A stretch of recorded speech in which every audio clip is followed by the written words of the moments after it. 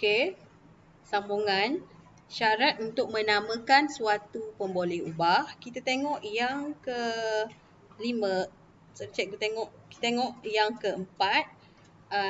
Pemboleh ubah tidak boleh mengandungi aksara istimewa kecuali underscore. Okey, underscore ni lah tanda dia. Okey, seterusnya dalam kita nak menamakan pemboleh ubah ni, kita kata dia untuk pengaturcaraan Python, dia sangat case sensitif. Maksudnya huruf besar adalah berbeza dengan huruf kecil. Okey, case sensitif ni kita tengok contoh. Kita ada yang pertama pelajar. Tetapi ia adalah 3 pemboleh ubah yang berlainan. Kenapa?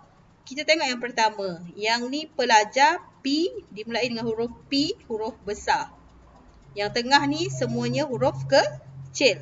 Okey, dan yang akhir ni pelajar, dia dieja dengan L besar. Jadi dia case sensitif. Jadi kita kata dia adalah 3 pemboleh ubah yang berbeza. Okey, kalau dalam kehidupan harian kita, mungkin kita boleh aplikasi kepada alamat email. Contoh, kalau kita ada nama Daniel. Kalau dieja D huruf besar, Daniel.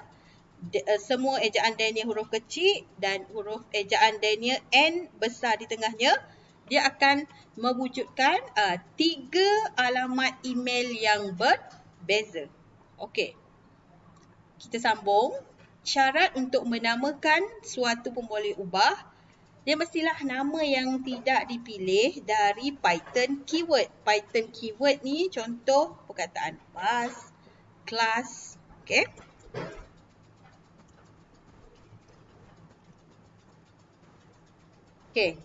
Okey, harap jelaslah.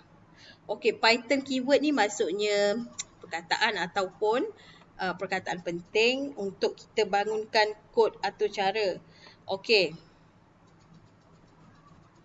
Jadi ini adalah jadual ataupun senarai semua keyword untuk bahasa pengaturcaraan Python. Maksudnya yang dalam jadual ni kita tak boleh guna untuk kita isytihar pemboleh ubah. Okey.